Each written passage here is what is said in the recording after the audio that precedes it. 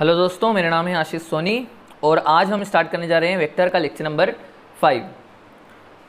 बेटा हो सकता है कि आज का लेक्चर थोड़ा सा बड़ा बन जाए, ठीक है। और ये जो लेक्चर है बहुत ही डिटेल्ड लेक्चर है, ठीक है। इसी कारण हो सकता है ये थोड़ा सा वीडियो बड़ा बन जाए। मैं कोशिश करूँगा कि कम समय में ज़्यादा चीज़ें आपको बता दूँ, ठीक है। और थोड़ा पेशेंस रखना, आज बहुत अच्छे से पढ़ना, क्योंकि आज का लेक्चर अच्छे से कर लिया तो वेक्टर में कभी भी दिक्कत आने ही नहीं वाली है, ठीक है। आज का लेक्चर बहुत ज़्यादा इंपॉर्टेंट है, ठीक है।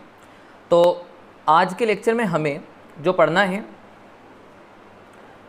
मेनली रिजोल्यूशन ऑफ वेक्टर पढ़ना है, मगर उसके साथ साथ मैं बहुत सारी चीज़ें भी यहाँ पर पढ़ाने वाला हूँ, ठीक है। तो और बहुत सारे क्वेश्चन भी कराने वाले हम, लगभग आप मान सकते हैं कि 10 से 12 क्वेश्चन से भी ज़्यादा हो सकते हैं आज क्वेश्चंस। तो आज का लेक्चर बहुत अच्छे से पढ़ना है आपको, ठीक है।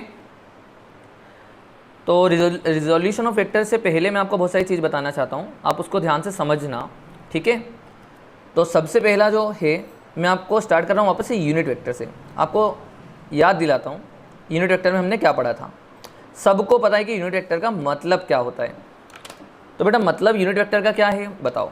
जिसका मैग्नीट्यूड क्या है, जिसका मैग्नीट्यूड 1 के बराबर, 1 यूनिट के बराबर हो, और उसको हम डायरेक्शन को स्पेसिफाई करने के लिए लेते हैं, ठीक है ना। स्पेसिफाई डायरेक्शन को स्पेसिफाई करने के लिए हम इसका यूज़ करते हैं। ये आपको अच्छे से याद होगा, है ना। फॉर एग्जांपल अगर मैंने आपको बताया था, याद हो तो, कोई सा भी वेक्टर जब बनाना हो तो हमेशा वो उस वेक्टर के मैग्नीट्यूड से इनटू उसकी डायरेक्शन से बनता है। ये आपको अच्छे से याद होगा, और इसी को हमने बोला था यूनिट वेक्टर, ठीक है। और अगर हमें कोई पूछता कि यूनिट वेक्टर कितना या निकालते कैसे हैं, तो आप क्या बोलोगे कि ए वेक्टर अपॉन में इट्स मैग्नीट्यूड, मतलब उस वेक्टर के मैग्नीट्यूड से आप डिवाइड मार दो उसी वेक्टर को, है ना। ये कुछ इस तरह से आप समझ सकते हो। जैसे कि मान लो ये अपने पास 5a वेक्टर है और इसी वेक्टर के आप 5 टुकड़े कर दो इसी तरह से। तो जो ये वाला टुकड़ा होगा ना, ये वाला टुकड़ा, इस वाले को हम बोलेंगे ए कैप, ठीक है ना, क्योंकि इसका मैग्नीट्यूड 1 होगा, ठीक है। ये आपको अच्छे से समझ में आ गया होगा लास्ट टाइम भी, ठीक है। तो अब अगर अपन बात करें, देखिए ये आपको आज बहुत इंपॉर्टेंट रहेगा कि यूनिट वेक्टर निकालते कैसे हैं। क्या बोल रहे हैं हम, यूनिट वेक्टर किस तरह से निकाला जाता है। आज इसी का बहुत सारा हमारे पास क्वेश्चंस भी आएगा। तो ठीक है, इसके बाद हम सिंपल ही पोजीशन वेक्टर भी पढ़ लेते हैं। तो बेटा पोजीशन वेक्टर क्या होता है, तो देखो बहुत सिंपल है, बहुत ज़्यादा सिंपल है, आपको अच्छे से समझना है बस, ठीक है। मान लो कि हमने यहाँ पर एक्सिस ले ली, ये हो जाएगी एक्स एक्सिस, ये हो जाएगी वाई एक्सिस, और ये वाली हो जाएगी जेड एक्सिस। तो आई कैप, जे कैप और के कैप हम बोल देंगे, इसमें तो कोई दिक्कत नहीं है ना, हमने पहले भी पढ़ रखा है।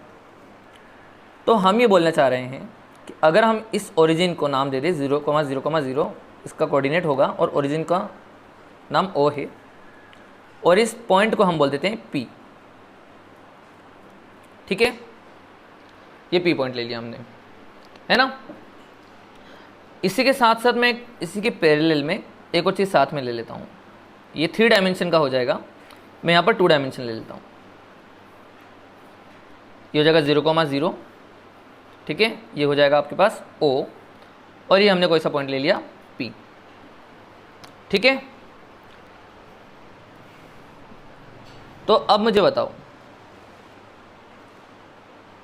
अगर मैं इस वाले की बात करूं, जैसे ये आई कैप हो गया, ये जे कैप हो गया, तो पोजीशन वेक्टर का मतलब समझो पहले। पोजीशन वेक्टर का मतलब क्या है कि आपको ना ये पोजीशन, ये जो भी कोऑर्डिनेट होगा ना, इसका कोऑर्डिनेट, मान लो इसका कोऑर्डिनेट है आपके पास x, y, है ना, ठीक है। आपको पता होगा इस पूरे को हम बोलते हैं कोऑर्डिनेट। क्या बोलते हैं बेटा, कोऑर्डिनेट। और इस वाले को बोलते हैं एब्सिसा, और इस वाले को बोलते हैं ऑर्डिनेट, है ना। आपको ये पता होगा अच्छे से, मैथ्स में आपने पढ़ा ही होगा ऑलरेडी। तो जैसे अगर मान लो ये वाला जो पॉइंट है उसका जो कोऑर्डिनेट है वो x, y है, ठीक है, तो इसका मतलब क्या हुआ, इसका मतलब आपको क्या बताता है वो, कि इस वेक्टर का एक्स एक्सिस की डायरेक्शन में एक्स मैग्नीट्यूड है और वाई एक्सिस की डायरेक्शन में वाई मैग्नीट्यूड है। सही बात है ना। अच्छा, तो अगर मैं इसी को जिसे पोजीशन वेक्टर बोलना चाह रहा हूँ, एक्चुअली में ओपी वेक्टर को ही पोजीशन वेक्टर बोला जा रहा है। तो इस पोजीशन वेक्टर का अगर मुझे नाम लिखना हो तो मैं कैसे लिखूंगा बताओ। तो ओपी वेक्टर को देखो हमने बता रखा था यूनिट वेक्टर में, ठीक है, कि आप एक्स एक्सिस में चलते हैं तो वो आई कैप की टर्म में चलेगा, वाई एक्सिस में जाएंगे तो जे कैप की टर्म में, और जेड एक्सिस में जाएंगे तो के कैप की टर्म में। फॉर एग्जाम्पल मुझे जाना है 1,2 पर, तो हम कैसे जाएंगे 1,2 पर, सर एक्स एक्सिस में 1 चलो और वाई एक्सिस में 2 चल लो, पहुंच गए 1,2 पर, है ना। तो हमने इसको वेक्टर के फॉर्म में किस तरह से लिखा था, इस तरह से, जैसे अब यहाँ पर लिखने वाले हैं। जैसे ओपी वेक्टर लिखना है तो ये हम एक्स कोमा वाई कोऑर्डिनेट है ना, तो हम क्या बोलेंगे, एक्स में आई कैप और Y J cap, x I cap plus Y J cap, ये अपने पास इसका पोजीशन वेक्टर हो जाएगा। आसान है ना, बहुत आसान है, ठीक है। अच्छा दोस्तों, इसी के साथ साथ अगर मैं ये पूछता कि बेटा ओपी वेक्टर का जो मैग्नीट्यूड है वो क्या होगा, तो कैसे बताते आप, तो तुम बोल देते देखो सर ये वाला जो वेक्टर है ना ओपी, वो इससे प्लस इससे मिलके बना है, तो हम तो इस वाले में पाइथागोरस लगा सकते हैं ना सर। तो हम बोलेंगे पाइथागोरस लगा दें अगर ओपी के लिए, तो हमारे पास ये हो जाएगा अंडर रूट में एक्स का स्क्वायर प्लस वाई का स्क्वायर। बात समझ में आ रही है, आसान है ना। बस ये अपने पास हमने अभी अभी पोजीशन वेक्टर लिख दिया और उसका मैग्नीट्यूड लिखना भी जान गए, ठीक है। अच्छा, अगर इसी चीज़ को मैं 3D में करूँ, देखो 3D पे करें अगर अपन, तो 3D में कैसा होगा देखो ध्यान से। अगर मान लो इस वाले कोऑर्डिनेट का पॉइंट का नाम P है और ये पॉइंट जो है x comma y comma z है, तो आप मुझे बताओगे कि ओपी वेक्टर बताओ क्या होगा। तो ओपी वेक्टर इस वक्त होगा x I cap plus Y J cap plus Z के कैप, क्योंकि इस बार जेड वाली डायरेक्शन भी है ना। कैसे पहुँचते कैसे हैं सर, एक्स एक्सिस में अपन एक्स चले, फिर वाई एक्सिस में हम वाई चले और जेड एक्सिस में हम जेड चले, तो यहाँ पर आ गए, है ना। तो x I cap Y J cap और जेड के कैप। अच्छा, इसका मैग्नीट्यूड लिखना हो तो क्या करोगे, तो हम बोलेंगे सर जैसा भी आपने यहाँ पर करा वैसे ही हो जाएगा, यहाँ पर भी x square plus y square plus z square, मतलब इस वेक्टर का जो लेंथ होगा हम बोल देंगे कि भैया वो इन तीनों का रिजल्टेंट होगा, अंडर में x square plus y square plus z square, है ना। पाइथागोरस से बना ये 2D का समझ में आ गया तो आपको 3D का भी समझ में आ जाएगा, ठीक है, कोई बड़ी बात नहीं है। तो ये तो आपको समझ में आ गया, बहुत आसान था, है ना। पोजीशन वेक्टर हम किस तरह से लिखते हैं, अभी हमने पोजीशन वेक्टर लिखना सीख लिया। किस तरह से लिखना है, कोई भी कोऑर्डिनेट हो, मान लो 1,2,3, तो हम कैसे लिखेंगे 1,2,3 पर 1 आई कैप 2 जे कैप 3 के कैप, ठीक है। चलिए, तो अगर मैं इसमें थोड़ा सा आपको और चीज़ बता दूं, तो फॉर एग्ज़ाम्पल हम ले लेते हैं, जैसे एग्ज़ाम्पल के टर्म में मान लो हमको ना 3,4 का लिखना है, ठीक है, 3,4, और दूसरा हम लिख लेते हैं 1,2,3 के लिए, ठीक है। तो आपको ना इन दोनों का क्या लिखना है, इन दोनों का दोस्तों आपको लिखना है, पहले तो वेक्टर लिखना है। तो देखो मान लो कि ये एक वेक्टर है ए, ठीक है, ए वेक्टर है हमने बोल दिया, जो कि 3,4 कोऑर्डिनेट पर है, कुछ इस तरह है ये 3,4, है ना। तो हम क्या लिखेंगे 3i के प्लस 4j के, सिंपल है, ठीक है, 3i के प्लस 4j के, ये हमारे पास ए वेक्टर हो गया। अच्छा, अगर मैं इसकी मैग्नीट्यूड की बात करूँ तो बेटा मैग्नीट्यूड क्या हो जाएगा बताओ, तो अंडर रूट में 3 का स्क्वायर प्लस 4 का स्क्वायर, तो ये कितना आ जाएगा आपके पास 5, आसान है।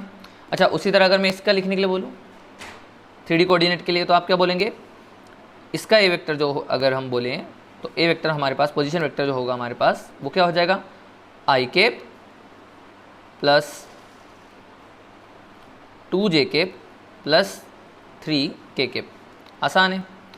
अगर इसका मैग्नीट्यूड बोल दूँ निकालने के लिए तो क्या होगा, अंडर रूट में 1 का स्क्वायर प्लस 2 का स्क्वायर प्लस 3 का स्क्वायर, और ये हो जाएगा कितना 9 4 13 1 14, तो रूट 14 हो जाएगा आंसर, आसान है ना। अच्छा दोस्तों, अब मुझे बताओ, अभी अभी हमने पढ़ा ना यूनिट वेक्टर, अगर मैं ये बोलूँ कि बताओ इसका यूनिट वेक्टर क्या है और इसका यूनिट वेक्टर क्या है, तो कैसे निकालेंगे। तो सुनो, आपको अच्छे से फॉर्मूला याद है, यूनिट वेक्टर क्या होता है, वेक्टर अपॉन इट्स मैग्नीट्यूड, यही होता है ना। तो चलो करते हैं, वेक्टर क्या है 3i cap plus 4j cap, magnitude है 5, ठीक है। तो आपके पास जो यूनिट वेक्टर बना वो बन गया 3/5 आई कैप प्लस 4/5 जे कैप।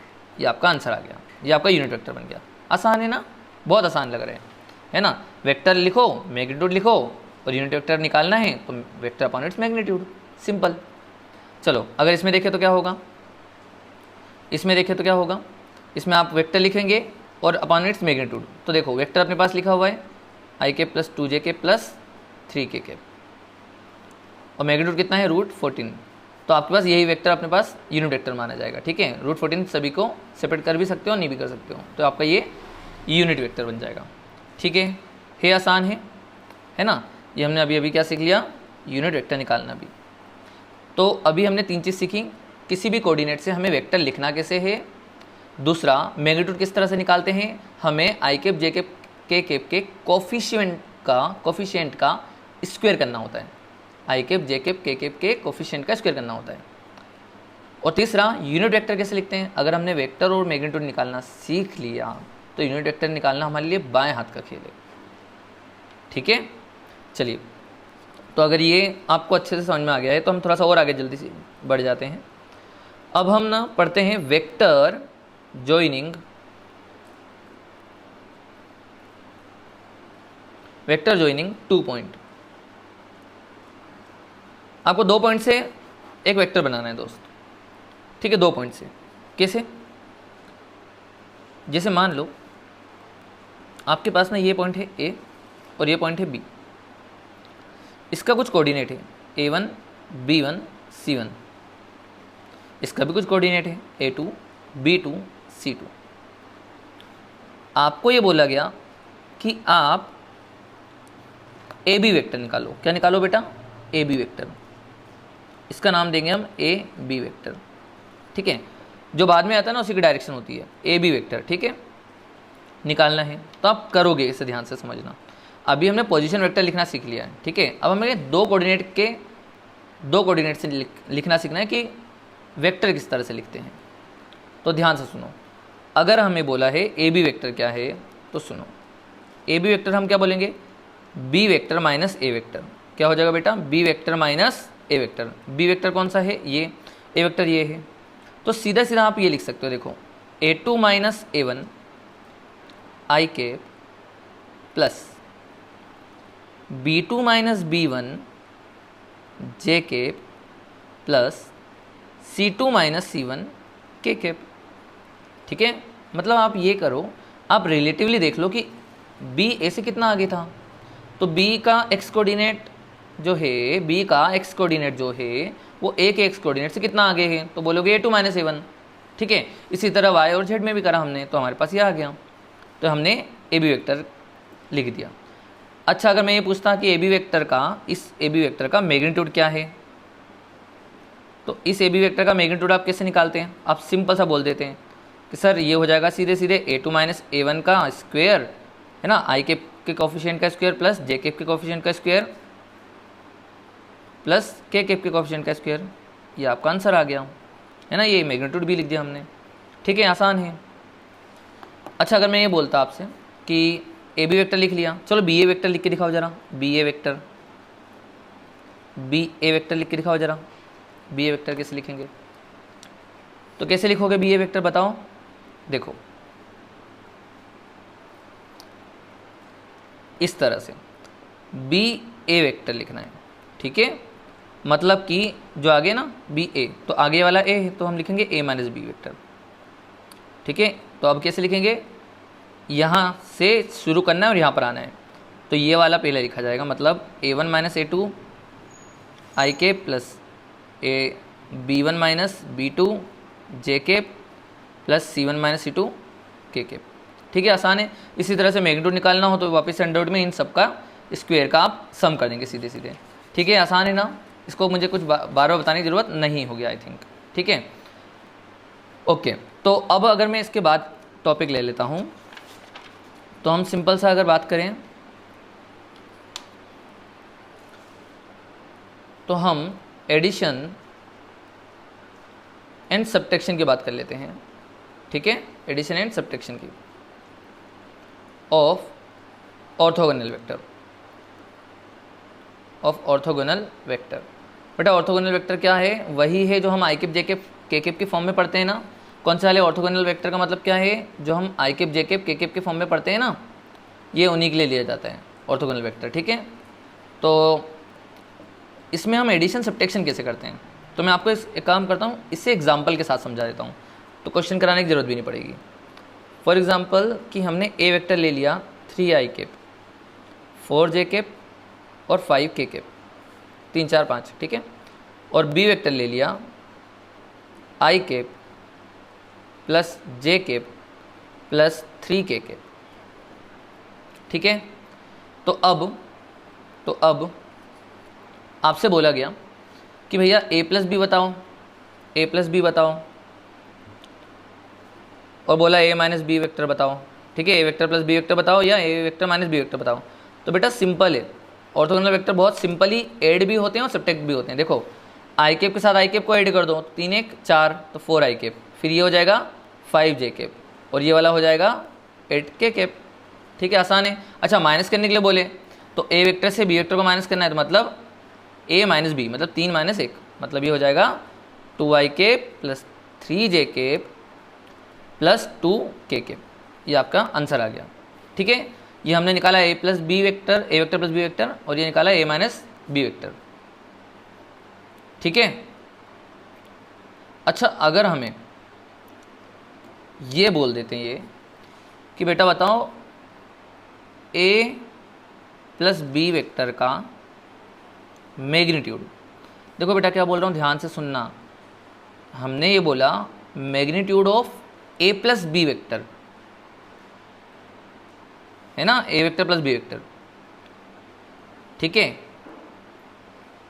ये अभी हम इसलिए इसको समझाने के लिए, ये अभी हम इसलिए इसमें ज़्यादा जोर इसलिए दे रहे हैं क्योंकि आप बहुत गंदी गलती करते हैं यहाँ पर, बहुत सारे बच्चे गंदी गलती करते हैं यहाँ पर। हम बोलते हैं कि मैग्नीट्यूड निकालो a प्लस बी वेक्टर का, तो वो सीधे सीधे मोड ए और मोड भी ऐड कर देता है। नहीं समझ में आया ना, समझाता हूँ। देखो मैंने बोला कि a प्लस बी वेक्टर का मैग्नीट्यूड चाहिए, ठीक है, सिंपल है। a प्लस बी वेक्टर निकाला है, उसका मैग्नीट्यूड लेना है, मतलब 4 का स्क्वायर प्लस 5 का स्क्वायर प्लस 8 का स्क्वायर, तो ये कितना हो जाएगा 64 25 16 हो जाएगा आपको 105, ठीक है, तो 105 हो गया।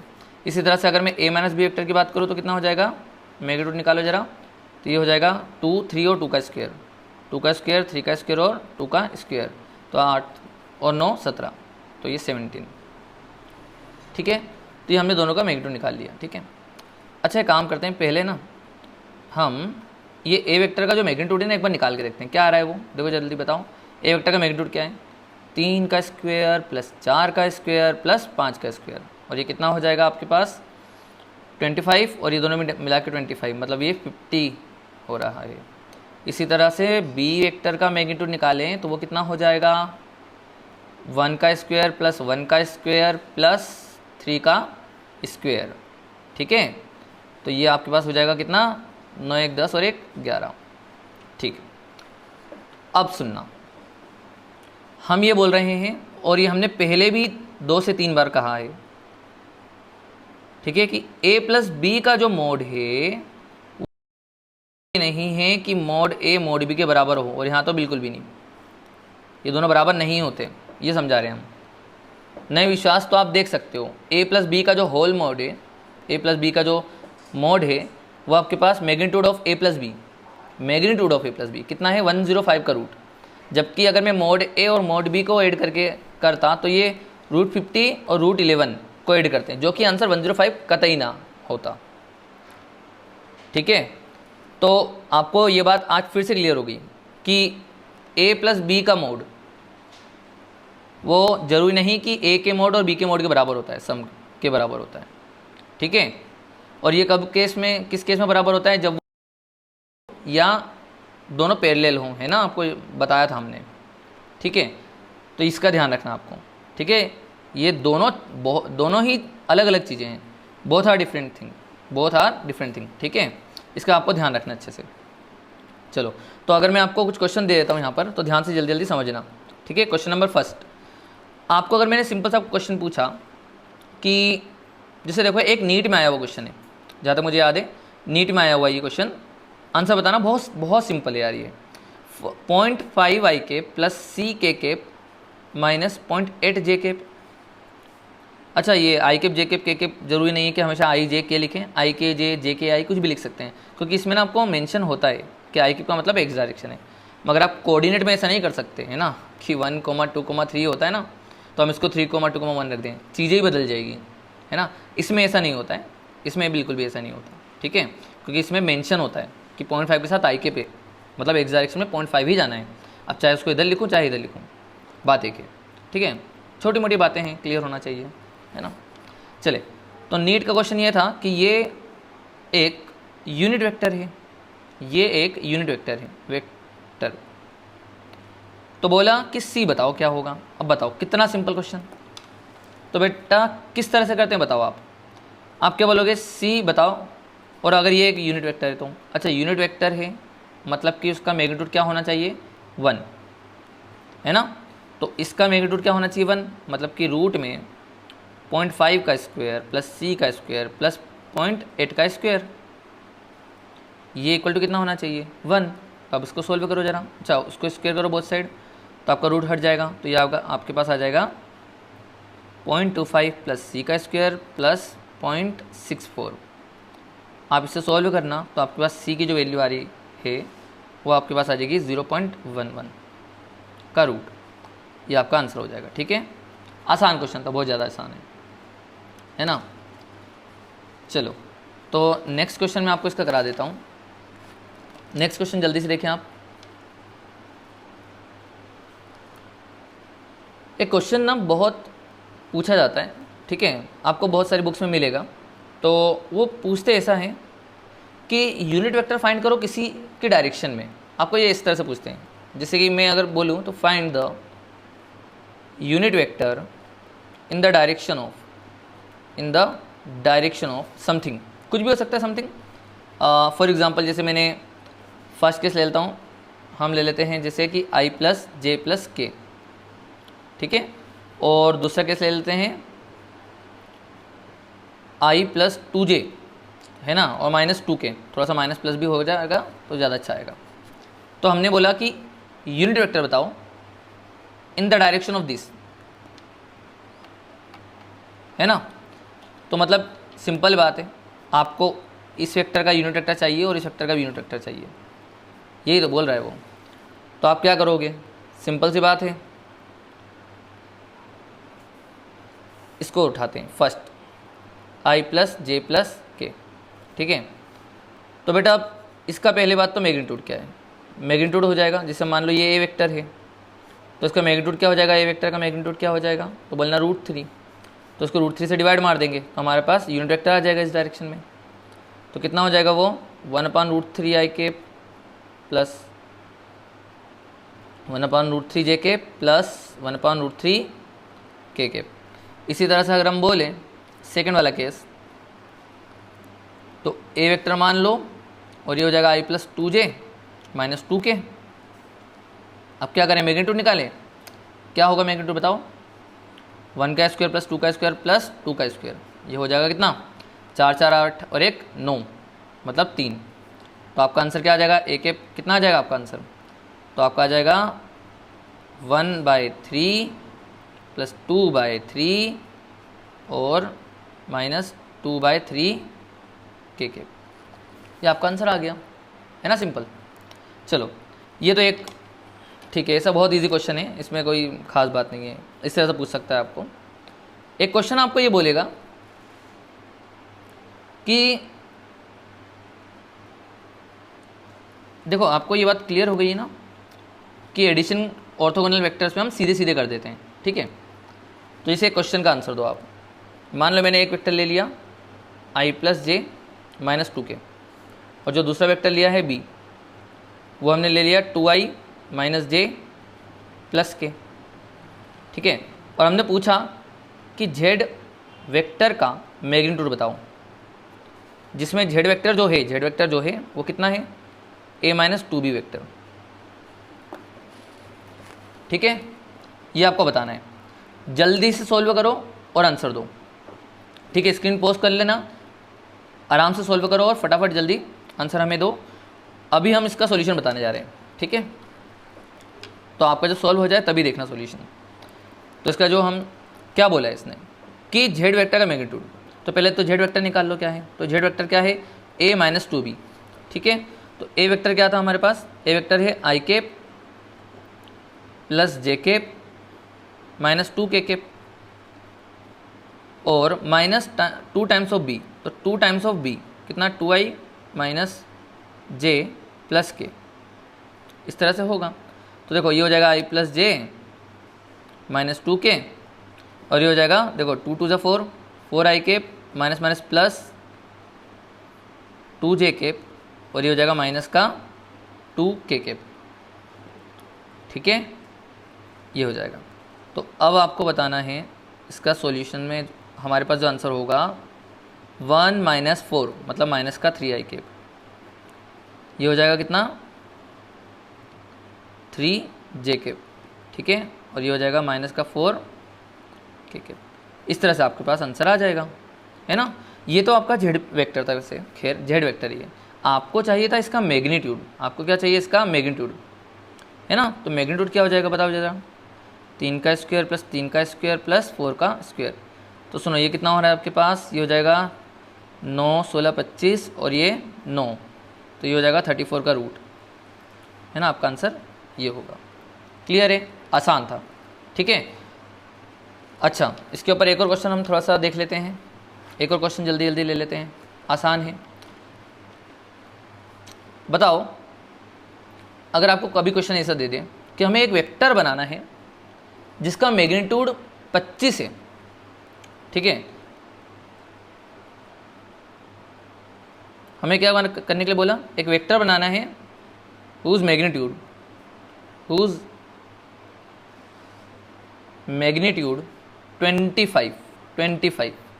ठीक है, और बोला है डायरेक्शन जो है ना उसकी, जो डायरेक्शन है वो बोला है 3i cap plus 4j cap की डायरेक्शन में है, ये 4 है, 4j कैप की डायरेक्शन में, ठीक है, इसकी डायरेक्शन में है और मैग्नीट्यूड उसका 25 होना चाहिए।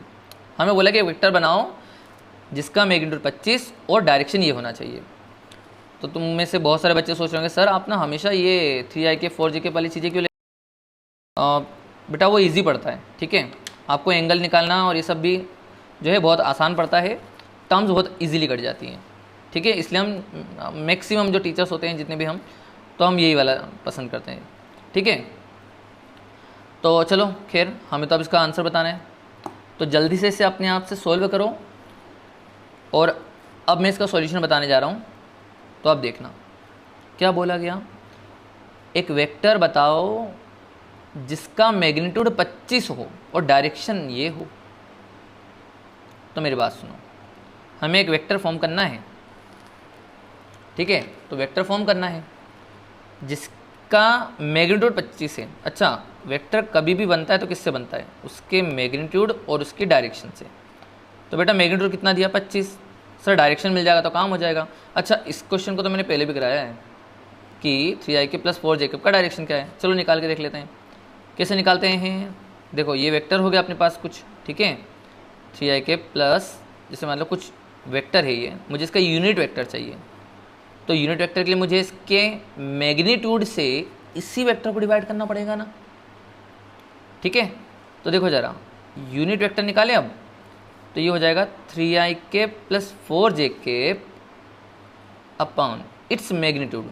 तो रूट में 3 का स्क्वायर प्लस 4 का स्क्वायर इजकल टू 5, है ना, अच्छे से हमें पता है। तो आपका आंसर क्या आ जाएगा, 3i cap plus 4j cap, ये हम डायरेक्शन लिख रहे हैं, और अपॉन में 5। तो देखो हमने मैग्नीट्यूड लिखा और उसका डायरेक्शन लिख दिया, तो हमारे ये आंसर आ गया है। अब इसको बस सॉल्व कर लो 5, तो हो जाएगा 15i cap plus 20j cap, ये आपका आंसर है, ठीक है। इस तरह से आपके पास क्वेश्चंस आएंगे, ये मैंने आपको जितने क्वेश्चंस बताए हैं यहाँ पर, इसी तरह से आपसे क्वेश्चन पूछे जाते हैं, ठीक है। चलिए नेक्स्ट जो हम ले रहे हैं यहाँ पर वो है रिजोल्यूशन ऑफ वेक्टर। नेक्स्ट है हमारे पास रिजोल्यूशन ऑफ वेक्टर। तो अब रिजोल्यूशन ऑफ वेक्टर या हम बोले कंपोनेंट ऑफ वेक्टर, ठीक है। अब ये क्या चीज़ है, ध्यान से समझना। पहली बात तो आप ये समझ लो कि हम किसी भी वेक्टर को तोड़ सकते हैं अलग अलग कंपोनेंट में, ठीक है। हम किसी भी वेक्टर को लिख सकते हैं, ठीक है। तो पहले तो मैं आपको एक पॉइंट लिखा देता हूँ यहाँ पर, ये पॉइंट आप पढ़ लो, ठीक है।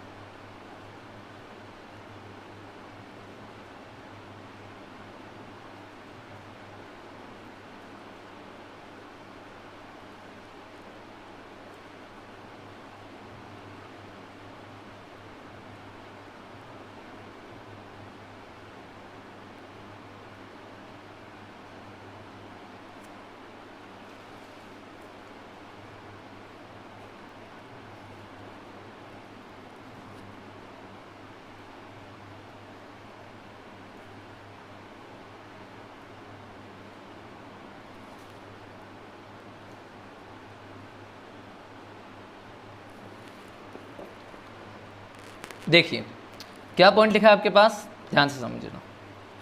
Any vector can always be replaced by 2 और मोर देन 2 आर्बिट्ररी वेक्टर्स।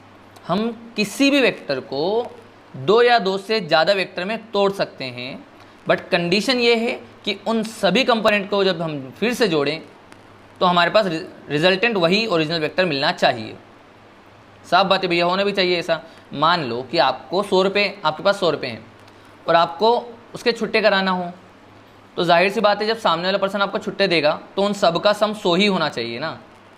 ऐसा तो नहीं करोगे ना कि 100 रुपये के बदले फिर आप 50 रुपये ले रहे हो खुले, ऐसा नहीं होगा, है ना। आपने 100 रुपये दिए तो आपको 100 रुपये चाहिए होंगे छुट्टे भी, ठीक है। तो ये भी बिल्कुल वैसे ही है कि हम किसी भी वेक्टर को 2 या 2 से ज़्यादा कंपोनेंट में तोड़ सकते हैं, 2 या 2 से ज़्यादा कंपोनेंट में तोड़ सकते हैं। बस कंडीशन ये है कि सभी कंपोनेंट को जब हम जोड़ें, वेक्टरली जोड़ें, तो उसका रिजल्टेंट वापस से ओरिजिनल वेक्टर बनना ही चाहिए। तोड़ सकते हैं, कैसे तोड़ सकते हैं सर बताओ ना ज़रा। जैसे फॉर एग्जांपल बहुत बेसिक, जैसे मैंने अभी आपको बताया ना 5A वेक्टर, तो क्या मैं इसको ऐसे ऐसे करके 5 वेक्टर में तोड़ सकता हूँ कि ये जो वेक्टर है ये A vector plus A vector plus A vector plus A vector plus A vector से मिल के बना है। तो मैंने तो इसको 5 टुकड़ों में तोड़ दिया, है ना। कल को हो सकता है मैं इसको 2 टुकड़ों में तोड़ूँ, है ना, 2.5 करके, या 3-2 करके, या 1-4 करके, इस तरह से भी तोड़ सकते हैं। अच्छा, दूसरी तरीके से भी तोड़ सकते हैं। जैसे अभी हम क्या बोल रहे हैं कि हमने 5 वेक्टर सिंपल ऐसे लगा दिए, तो 5 हमने तोड़ दिए ऐसे। दूसरा तरीका क्या है, आप एक वेक्टर इधर बनाओ 10 का, उधर बना दो 5 का, तो देखो इन दो का रिजल्टेंट वापस से वो बन जाएगा। Resultant must be original vector, ठीक है। आप अपनी मर्जी से जो चाहे तोड़ना, ठीक है। और कैसे तोड़ सकते हैं आप, जैसे बहुत सारे तरीके हैं, ठीक है। आपको एक बात और पता होगी, जैसे ये अगर 5 है तो आपने इसको इस तरह से तोड़ दो कि ये 3 और 4 का रिजल्टेंट बन जाए, इस तरह से तोड़ सकते हैं ना। अभी तो क्या है, अभी हम ना सेम डायरेक्शन में तोड़ रहे थे, एक में अपोजिट में तोड़ा, अब हम किसी और एंगल पे तोड़ते हैं, तो ऐसे भी तो तोड़ सकते हैं। 3 और 4 का रिजल्टेंट 5, ठीक है ना, ये 90 डिग्री में ऐसा होगा, इस तरह से हम तोड़ लें, ठीक है।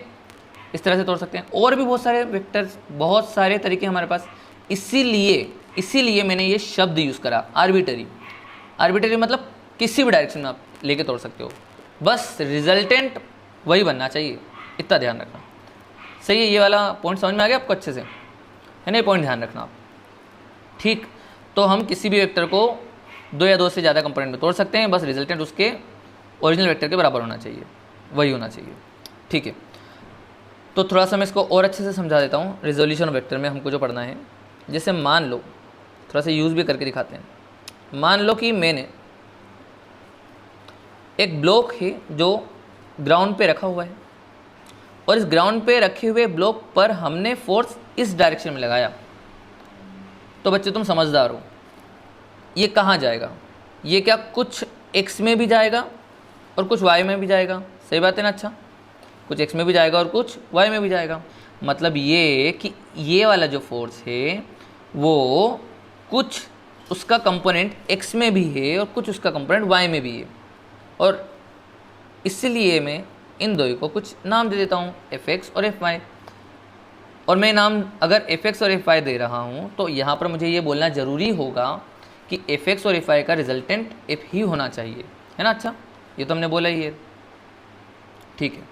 तो अब हम इन्हीं चीज़ों को समझ रहे हैं कि हम जिसे किसी भी ब्लॉक पर हम फोर्स लगाते हैं ना, तो वो जाएगा कहाँ, कैसे, किस डायरेक्शन में है ना? हमने ऑलरेडी वेक्टर में पढ़ रखा है, मगर अब हमें ना कंपोनेंट तोड़ना सीखना है कि इसका कंपोनेंट इस डायरेक्शन में कितना है। मतलब अगर मैंने 50 न्यूटन से खींचा, यहाँ पर मैंने 50 न्यूटन का बल लगाया, तो उस 50 न्यूटन का बल एक्स एक्सिस में कितना पार्टिसिपेट कर रहा है या कितना कंट्रीब्यूशन दे रहा है अपना, ठीक है।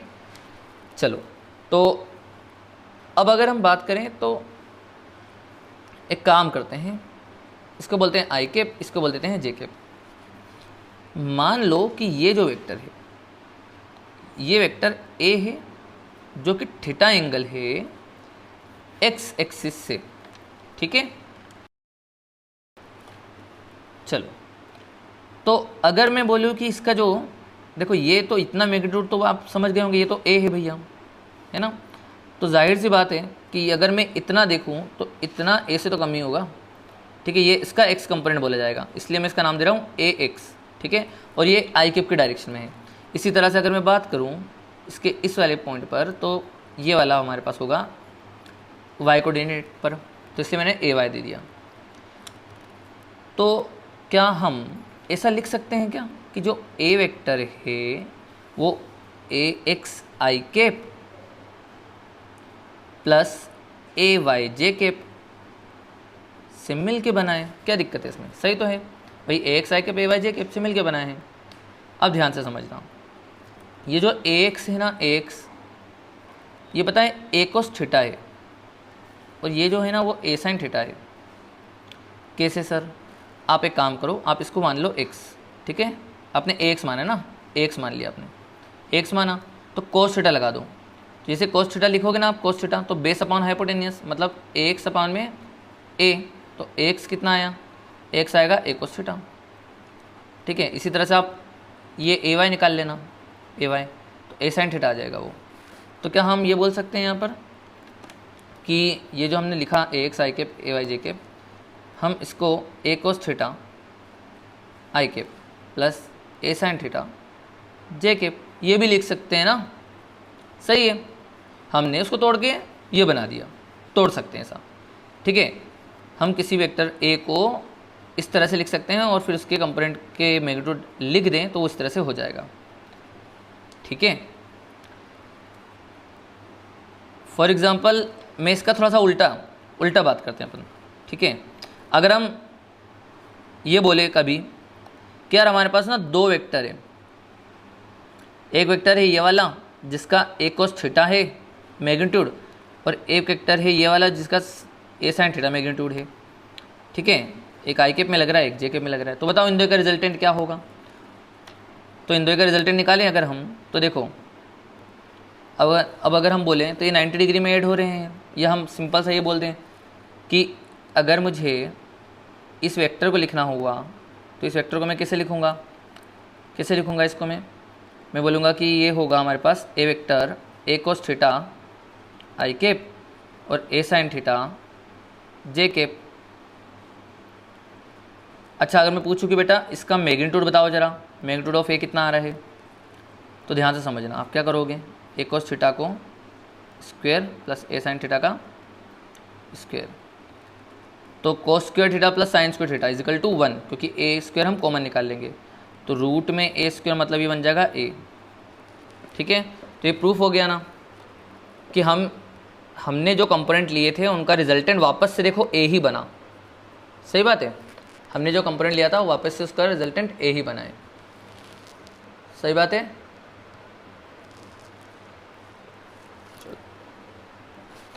बट हम एक काम करते हैं, हमने देखो ये तो सीख लिया कि कोई सभी वेक्टर को हम कंपोनेंट ले सकते हैं, ठीक है, इतना तो हमने सीखा। मगर मैं आपको ना सिंपल बता रहा हूँ, इतना सब कुछ ना मतलब ये इतना आपको ना रटना या ऐसा कुछ बार बार नहीं करना है इतना सब कुछ। आप सिंपल सा एक बात समझो हमारा, हम क्या बोल रहे हैं, देखो हम ये बोल रहे हैं कि कभी भी अगर आपके पास नेक्स्ट टाइम से वेक्टर दिखे ना, ए वेक्टर, और मान लो ये एंगल थीटा है, तो आप तो इतना सा सिंपल सा समझो कि अगर आप थीटा के अलोंग में तोड़ोगे, थीटा के अलोंग वाला, तो वो कंपोनेंट होगा ए कोस, थीटा के अलोंग वाला कोस, और जो थीटा नहीं था वो हो जाएगा साइन, मतलब या फिर बोलो इसके परपेंडिकुलर वाला साइन हो जाएगा, ए साइन थीटा।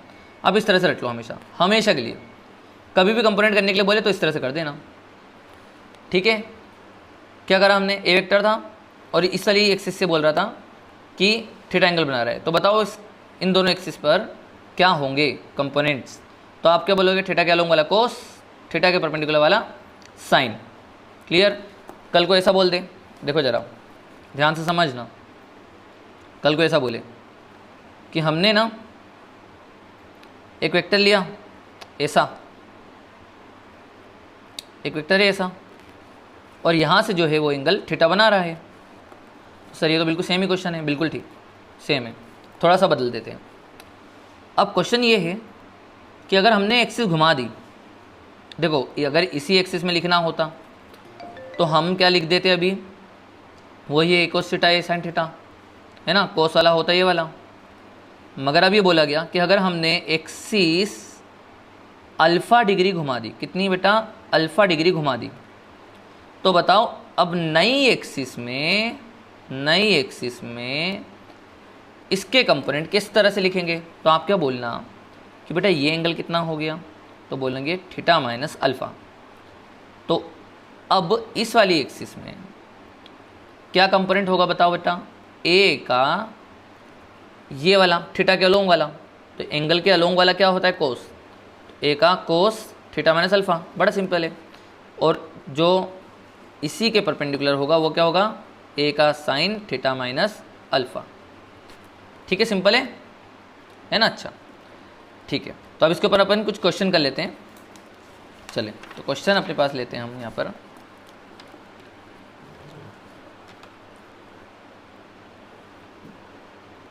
जिसके मैंने सिंपल सा आपसे क्वेश्चन ये पूछा, फर्स्ट क्वेश्चन ये है आपके पास कि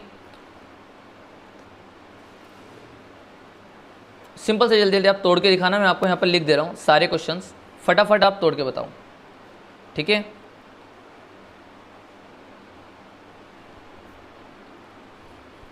इसको आपको इस ये आई के ये एक्स एक्सिस है, ये वाई एक्सिस है, आपको इस वेक्टर को ऑर्थोगोनल वेक्टर के फॉर्म में लिखना है, ठीक है, ऑर्थोगोनल वेक्टर के फॉर्म में लिखना है।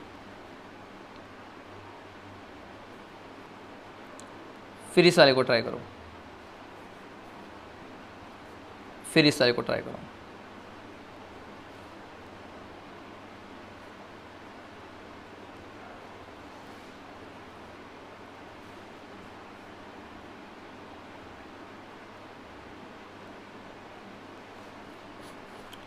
ठीक है। ये 3 क्वेश्चन है आपके पास, जल्दी से आप तीनों को ट्राई कर लो। और आई होप कि आपको एंगल पता होगा, ठीक है, 37 डिग्री 53 डिग्री क्या होता है। नहीं पता है तो मैं यहाँ पर साइड में लिख देता हूँ, आप ये एंगल लो 37 डिग्री, तो यहाँ पर होगा 3 4 5। आप इस तरह से अब सारे एंगल लिख सकते हो यहाँ पर से, मतलब सारे sine theta cos theta tan theta जो भी है आप इससे लिख सकते हैं, है ना। जैसे साइन 37 डिग्री क्या हो जाएगा 3/5, कोस 37 4/5, टेन 37 3/4, इस तरह से। और अगर आप बोल दिया जाए कि 53 डिग्री एंगल क्या है, तो 53 डिग्री एंगल के लिए आप क्या करोगे, यहाँ वाला 53 हो जाएगा, तो इसी ट्रायंगल में आप यहाँ से देख लो 53 यहाँ पर होगा तो 4/5 इस तरह से हो जाएगा, ठीक है। और याद रखने का दूसरा तरीका ये है कि 3 आगे लिखा है ना, कि 3 आगे लिखा है, जैसे अगर मैं इसी में 53 बनाता हूँ मान लो, तो वो 53 ऐसा बनेगा 4 3 5, ठीक है। याद रखने का तरीका देखो कैसा है, 3 आगे है तो 3 बन गया आगे, ऐसे ही 3 पीछे है तो 3 बन गया पीछे, है ना।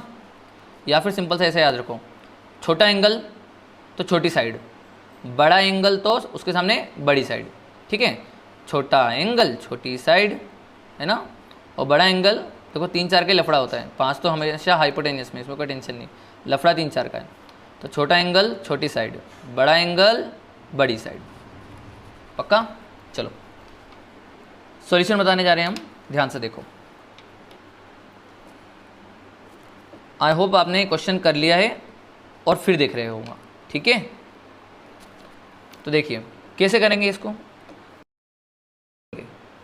तो देखो इसका जो वेक्टर बनेगा वो क्या बनेगा, देखो जरा, इसके एक्स एक्सिस में क्या हो जाएगा, 4 का cos 30 है ना, आई कैप, और 4 का sin 30 जे कैप। तो आंसर आपके पास आएगा cos 30 की वैल्यू, जल्दी से बोलें क्या हो जाएगी, cos 30 √3/2 तो हो जाएगा 2√3 आई कैप प्लस ये हो जाएगा 2 जे कैप, ठीक है। ये आपका वेक्टर बन गया, ऑर्थोगोनल वेक्टर, ठीक है। इसी तरह से इसको देखो जरा, 20 है तो देखो बेटा 20 का ये वाला कंपोनेंट 20 cos 37 और ये हो जाएगा 20 का sin 37। तो बताओ क्या होगा वेक्टर, ज़रा देखो इसको, ये कितना हो रहा है cos 37, cos 37 क्या हो जाएगा 4/5, तो 20 × 4/5 मतलब ये हो जाएगा 16, ठीक है। तो हम लिखने जा रहे हैं यहाँ पर 16 आई कैप, ठीक है। इसी तरह से अगर आप इसको निकालेंगे तो ये 3/5 बनेगा, तो ये हो जाएगा 12 जे कैप, ठीक है। आसान है, बहुत ज़्यादा आसान है ना।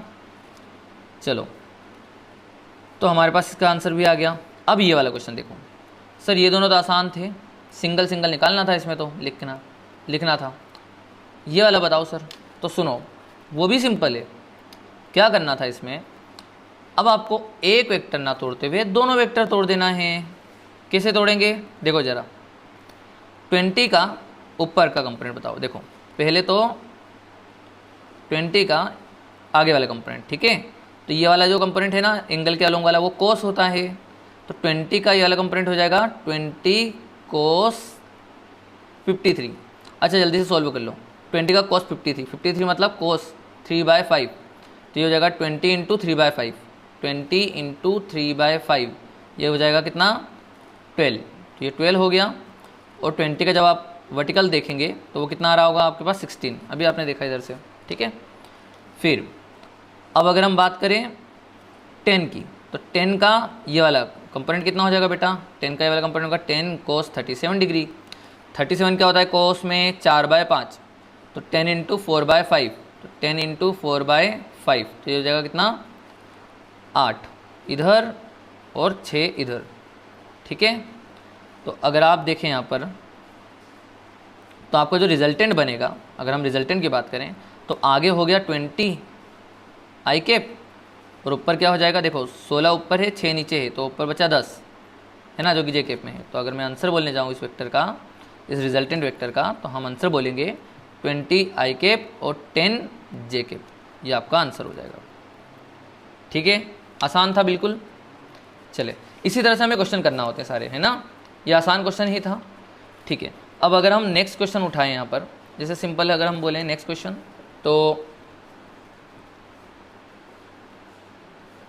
ऐसे जल्दी से अगर हम कुछ भी बना दें ऐसे, है ना, ये मान लें 10 यूनिट है जो कि 53 डिग्री पर है। आप मान लो एक ऐसा वेक्टर दे दिया जाए जो कि 1 यूनिट है, एक वेक्टर ऐसा दे दिया जाए जो कि 4 यूनिट है। तो आपको बोला गया बताओ रिजल्टेंट क्या है, रिजल्टेंट क्या है इस वाले का। तो ध्यान से सुनना हमारी बात, ऐसे क्वेश्चन को किस तरह से करना होता है। देखो पहली बात याद करो, we can shift the vector parallel to itself without change its magnitude and direction. पढ़ाया था हमने लास्ट टाइम, है ना, स्टार्टिंग से हमने पढ़ा दिया है, और अभी हम पता नहीं कितनी बार तो यूज़ कर चुके हैं इसी चीज़ को, ठीक है। तो हम ना क्या करते हैं, सभी वेक्टर्स को उठा के यहाँ पर पहले शिफ्ट करके रख देते हैं। जैसे कि यहाँ पर ये बन जाएगा 10 और एंगल है 53, यहाँ पर हो जाएगा ऊपर की तरफ 4 और इस तरफ जो है ये वाला हो जाएगा इधर, ठीक है, 1 यूनिट, ठीक। तो हमारे पास 3 वेक्टर है, 1 2 3। देखो 2 तो एक्स और वाई में, मतलब हमारी एक्सिस में ही है, तोड़ना सिर्फ एक को ही है, ठीक है। इसको तोड़ देते हैं और पूरा हमारा answer I cap J cap में आ जाएगा। तो चलो बताओ 10 का ये वाला कंपोनेंट क्या होगा, देखो 2 तो हमारे पास पहले से ही हैं, 4 ऊपर है, 1 इधर है।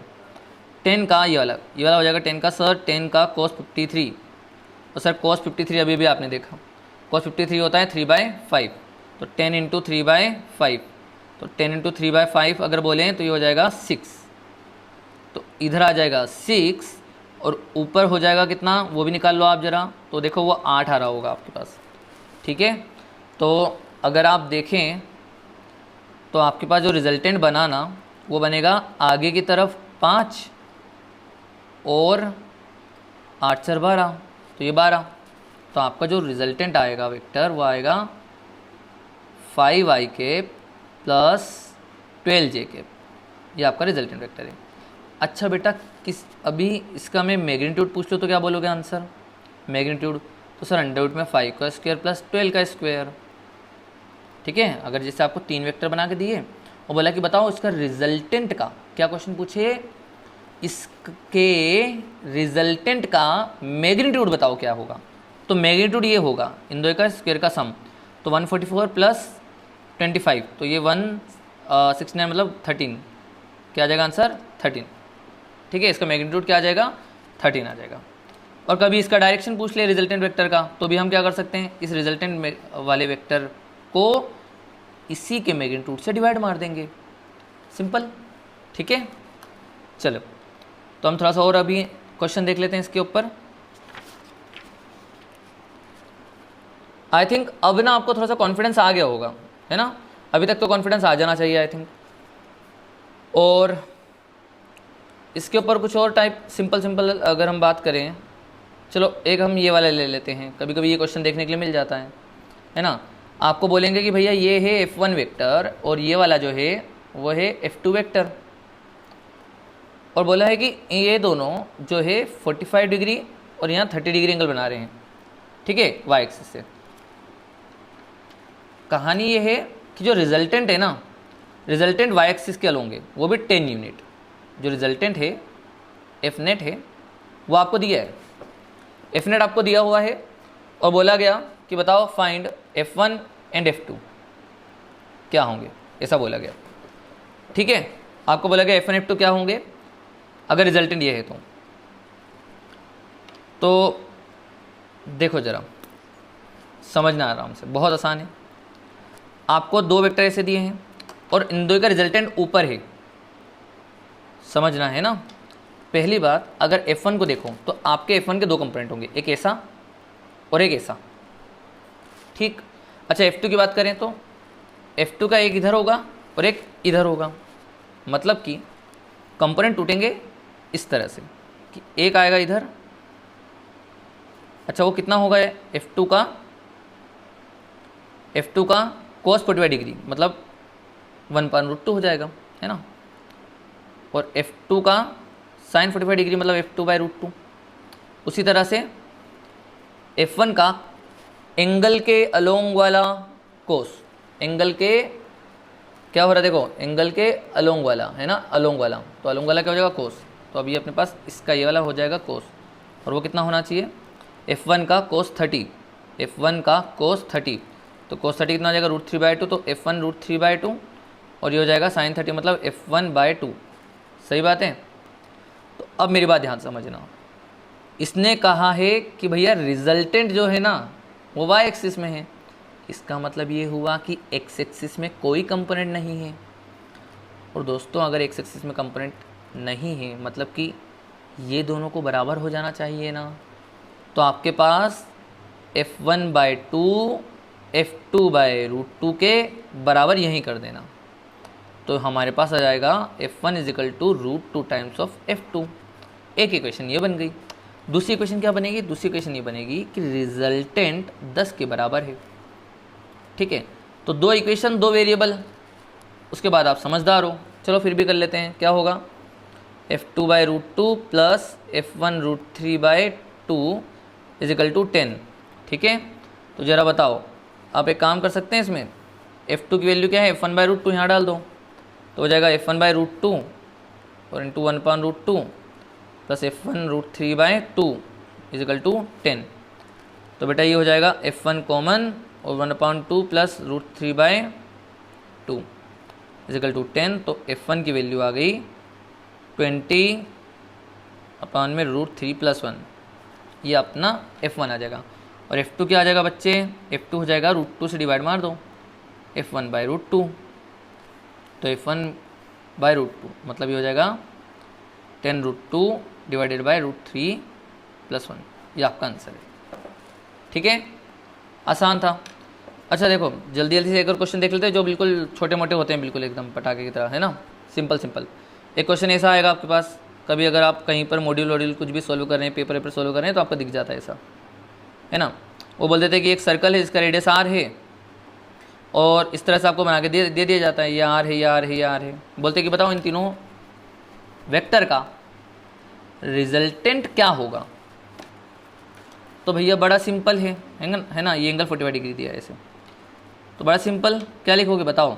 रिजल्टेंट का मैग्नीट्यूड पूछा उन्होंने, क्या पूछा है, रिजल्टेंट वेक्टर का आर नेट का मैग्नीट्यूड पूछा है। तो सिंपल सी बात सुनो बेटा, बताओ इसका और इसका 90 डिग्री में अगर हम किसी भी वेक्टर को ऐड करते हैं, स्पेशल केस याद हो तो उसका रिजल्टेंट F2 हो जाएगा अभी, है ना। ये R है, ये R है, तो रिजल्टेंट क्या हो जाएगा इधर का R√2, और ये वेक्टर भी तो उसी डायरेक्शन में है ना, तो हो जाएगा हमारे पास R√2 + R, सीधे सीधे ना, क्योंकि इन दो का जो रिजल्टेंट है ना, तुमको पता है दोनों में वेक्टर बराबर हैं, तो उन दो का रिजल्टेंट भी इधर ही आना है 45 डिग्री एंगल पर। तो जो भी रिजल्टेंट आए सीधे एड अप कर सकते हैं, क्योंकि उन दो के बीच में एंगल 0 है। सही बात है। तो आपके पास आ जाएगा R√2 + R, it means R√2 + 1, इस तरह से। अच्छा कुछ बच्चे सोच रहे हो कि सर कुछ और मेथड है क्या, तो है, बिल्कुल है। आप एक काम करो, इसका कंपोनेंट ले लो, इस R का कंपोनेंट ले लो। तो कैसे लोगे, R तो पहले से यहाँ पर भी था और यहाँ पर भी था, ठीक है। अब इसका ये 45 डिग्री में कंपोनेंट तोड़ेंगे तो ये हो जाएगा R/√2, और इसको भी तोड़ेंगे तो R/√2, इस तरह से ले लेंगे, ठीक है। तो R नेट अगर लिखोगे तो R नेट बोलोगे क्या सर, ये हो जाएगा 1 देखो R + R/√2 आई कैप और R + R/√2 जे कैप, मतलब मैं लिख दूँ R + R/√2 आई + जे कैप। और कभी अगर हमें बोल दिया जाए कि बताओ मैग्नीट्यूड क्या होगा इसी चीज़ का, तो मैग्नीट्यूड R नेट अगर आप लिखें तो क्या लिखोगे आप, बताओ ज़रा। कोफिशिएंट का स्क्वायर का सम होता है, और यहाँ पर ये है इसका कोफिशिएंट, है ना।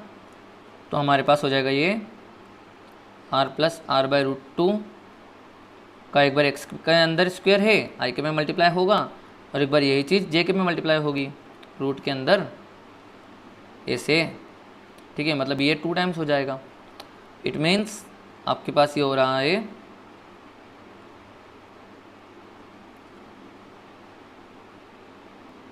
R, ये दोनों तो R + R/√2 बाहर आ जाएगा और अंदर बचेगा √2, ठीक है। तो हमारा आंसर आ जाएगा कितना, √2 से मल्टीप्लाई करेंगे तो हो जाएगा R√2 + R, वही आंसर है, ठीक है। मगर बताओ आसान तो ये था ना, इसी से करो आप, ठीक है। इतना नहीं करना है हमें, क्या है, सिंपल करा हमने, क्या करा, R और R का रिजल्टेंट जो होगा वो यही होगा, तो उनको सीधे सीधे ऐड कर दिया, ठीक है, सिंपल था। और अगर हमें, अच्छा देखो आगे ना फिज़िक्स में हमें कुछ चीज़ें कंपोनेंट लेने के लिए आती हैं, तो किस तरह से लेते हैं आप समझना ध्यान से। जैसे आपको ये बोला जाएगा कि हमारे पास एक प्लैंक है, उसके ऊपर एक ब्लॉक रखा हुआ है, और उसका जो mg है ना वो नीचे डाउनवर्ड में लगता है, और एंगल ये थीटा है।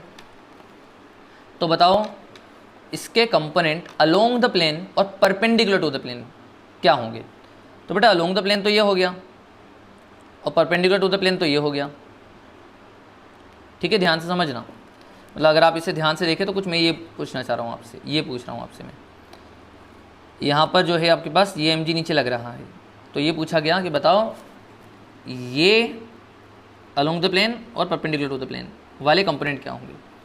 तो बेटा ध्यान से, ये एंगल थीटा है, अगर आप इसको एक्सटेंड करो अगर, तो ये थीटा, ये 90, तो ये 90 - थीटा, तो ये एंगल क्या हो जाएगा, थीटा। अब मुझे तुम लोग बताओगे कि थीटा के अलोंग वाला क्या होगा, कोस, और थीटा के परपेंडिकुलर वाला ये हो जाएगा साइन, है ना। ये आपका आंसर खत्म हो गया। ठीक है, अब चाहे तुम उसको इस तरह से बनाओ, चाहे तुम उसको इस तरह से बनाओ। ठीक है, अलोंग में जो होता है वो, अगर ये एंगल थीटा दिया जा रहा है तो अलोंग वाला तो हमेशा साइन ही बनेगा, करके देख लो आप। ठीक है, ये आपने ले लिया इधर mg, और ये आपके पास 90, तो ये और ये दो कंपोनेंट टूटे। ठीक है, थीटा 90 माइनस थीटा, तो ये एंगल थीटा, तो ये हो जाएगा mg का कोस और mg का साइन। ठीक है, ये इस तरह से। अच्छा, दूसरा इस तरह से पूछ लेते हैं कभी कभी नॉर्मल के ऊपर। तो जो हमारा नॉर्मल होता है ना, नॉर्मल इस प्लेन पर जो नॉर्मल होता है वो इस तरह से लगता है, इस तरह से, और ये एंगल थीटा है। तो बोल देते हैं हमको कि बताओ नॉर्मल के कंपोनेंट जो है एक्स और वाई एक्सिस में तोड़ो, ऐसा और ऐसा टूटेगा। सही बात। तो कैसे करेंगे, देखो इसको एक्सटेंड करो तो ये थीटा एंगल है, तो ये 90, तो ये 90 माइनस थीटा, तो ये वाला एंगल थीटा, सही ना, ऐसा आ जाएगा। ठीक, ये थीटा 90 और 90 माइनस थीटा, तो ये एंगल थीटा। तो n का ये वाला कंपोनेंट क्या होगा, ये हो जाएगा n का कोस थीटा, और n का ये वाला कंपोनेंट क्या होगा, n का साइन थीटा। एक इस तरह से पूछ सकता है आपसे। ठीक है, और एक क्वेश्चन है जो बहुत बहुत ज़्यादा इंपॉर्टेंट है। ठीक है, आपको ये बताना है, ये आपका होमवर्क है, आपको सॉल्व करना है। ठीक है, आपका होमवर्क है ये। जिसने ये कर दिया तो समझ जाना कि आपका रिजोल्यूशन वेक्टर तगड़ा हो चुका है, समझ जाना। ये वाला क्वेश्चन अगर आपने करके दिखा दिया तो ठीक है। आपसे ये बोला गया कि एक घड़ी है,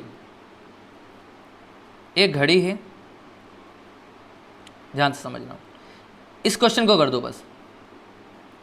और इस घड़ी में जिस तरह से हमारे पास 1 2 3 4 सब होते ना, उसी तरह से बना हुआ है।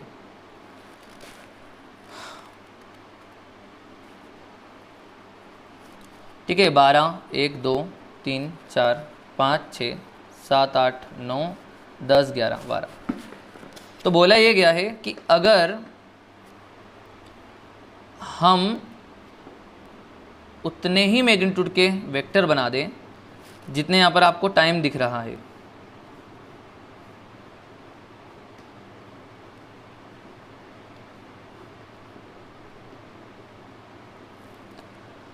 इस तरह से कितने वेक्टर हो गए बेटा, 12 वेक्टर हो गए। और मैग्नीट्यूड क्या है, ध्यान से समझो। इनका जो मैग्नीट्यूड है ये वही है जो सामने है इनके। मान लो ये कितना हो जाएगा, ये वाला वेक्टर हो गया 12 का, ये वाला एक वेक्टर 1 यूनिट, ये वाला 2 यूनिट, ये 3 यूनिट, ये 4 यूनिट। तो क्वेश्चन ये बोला गया कि इन सब वेक्टर का जब हम रिजल्टेंट निकालेंगे ना, इन सब वेक्टर का जब हम रिजल्टेंट निकालेंगे तो कुछ एक जगह पर आ जाएगा मान लो, और जो उसकी डायरेक्शन होगी रिजल्टेंट की, अगर उस रिजल्टेंट की डायरेक्शन में अगर आवर एंड आ जाए, आवर एंड अगर उसी रिजल्टेंट के डायरेक्शन में आ जाए तो समय क्या हुआ होगा, ये पूछा है क्वेश्चन। ठीक है, क्या क्वेश्चन पूछा है कि at what time does the arcs end point in the same direction of resultant vector। ठीक है, अगर रिजल्टेंट वेक्टर की डायरेक्शन में आवर एंड आ जाए तो कितना समय हो रहा होगा। ठीक है, इस क्वेश्चन को करो और जल्दी से कमेंट बॉक्स में लिख दो। ठीक है, बहुत इंपॉर्टेंट क्वेश्चन है। अगर ये कर लिया तो आप समझ जाना कि आपका वेक्टर अच्छे से हो गया। ठीक, चलिए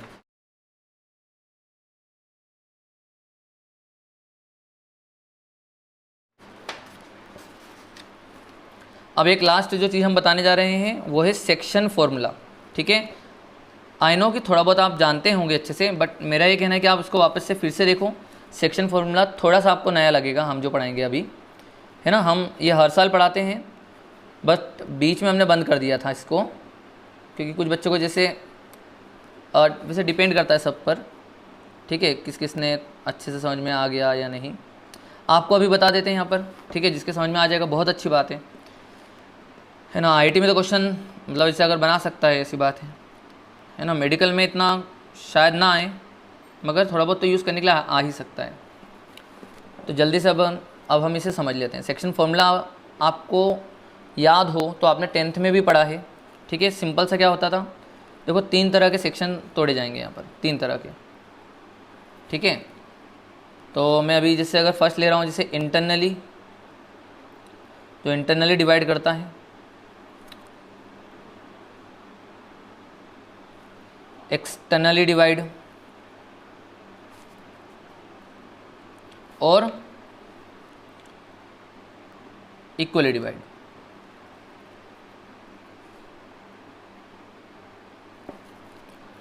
तो इंटरनली डिवाइड कैसे होता है जल्दी बताऊं। तो भैया इंटरनली डिवाइड कैसे होगा, मान लो ये ए और ये बी पॉइंट है, ठीक है।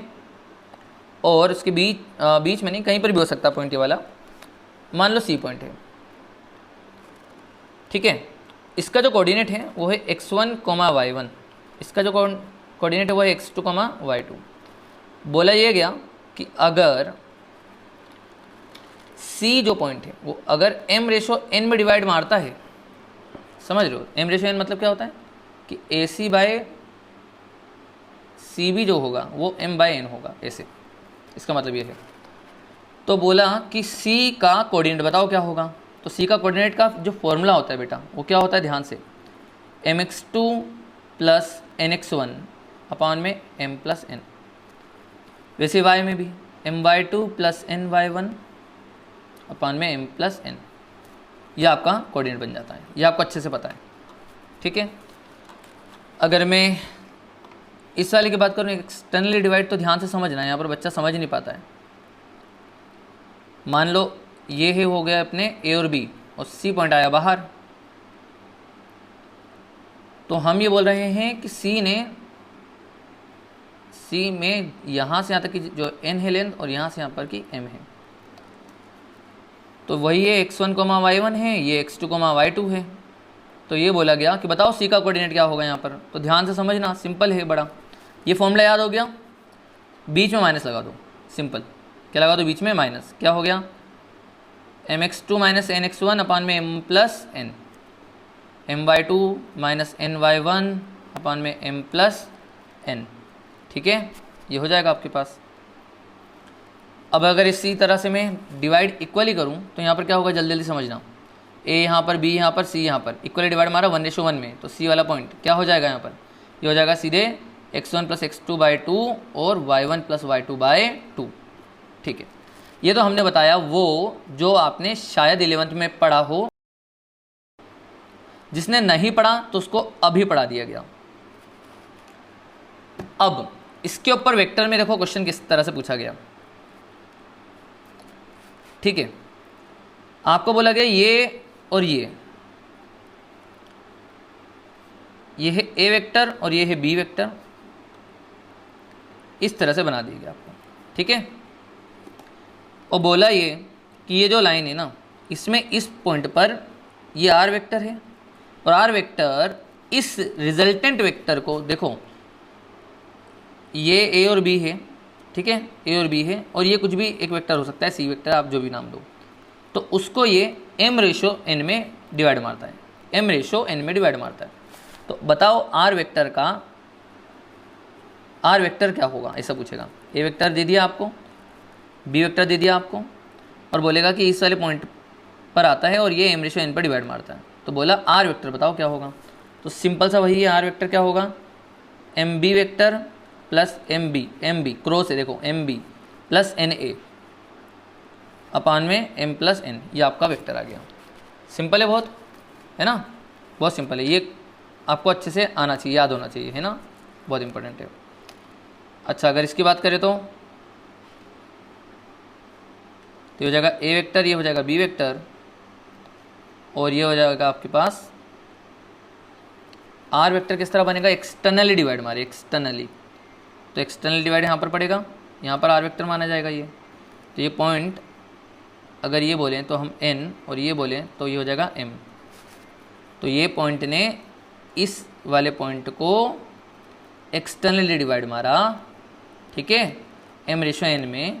तो आपका r वेक्टर का क्या होगा इस बार, तो mb vector minus na vector upon में m प्लस n। और लास्ट में हमारे पास है कि a वेक्टर ये, b वेक्टर ये, और आपको बोला गया कि अगर ये 1:1 में डिवाइड मारा गया 1:1 में, तो बताओ r वेक्टर क्या होगा। तो आप सिंपल सा बोलना a vector plus b vector divided by 2। तो दोस्तों आज का लेक्चर मैं यहीं पर समाप्त करता हूँ, ठीक है, आज का लेक्चर यहीं पर समाप्त करते हैं। और उम्मीद है आपने आज बहुत सारी चीज़ सीखी होंगी, बहुत सारा पढ़ा है यहाँ पर। इसको थोड़ा सा घर पे बैठ के 1-2 बार और रिवीजन भी मारना, खूब सारे क्वेश्चन करना, क्योंकि ये फिज़िक्स में आगे बहुत हेल्प करेगा आपकी, जितना भी आज हमने पढ़ा है। क्योंकि आगे की फ़िज़िक्स में हमें ऑर्थोगोनल वेक्टर का ज्ञान होना बहुत अच्छे से ज़रूरी है, ठीक है। तो अब जो नेक्स्ट लेक्चर होगा, नेक्स्ट लेक्चर में हम पढ़ेंगे डायरेक्शन कोसाइन और लामिस थ्योरम, ठीक है, जो कि बहुत इंपॉर्टेंट होती है इक्विलिब्रियम कंडीशन के लिए। और फिर इसके बाद है सीधे सीधे डॉट प्रोडक्ट और क्रॉस प्रोडक्ट, फिर हमारा वेक्टर फिनिश, ठीक है। डॉट प्रोडक्ट क्रॉस प्रोडक्ट बहुत ज़्यादा इजी होता है, ठीक है। और डायरेक्शन कोसाइन और लामिस थ्योरम छोटा सा टॉपिक है, मैं आपका अगला वीडियो इस पर छोटा सा वीडियो बना के डाल दूँगा, ठीक है। तो उम्मीद है आपने आज बहुत सारी चीज़ सीखी होगी, और आज सीखी है तो प्लीज़ लाइक करना, कमेंट करना और शेयर करना, ठीक है। चलो, थैंक यू।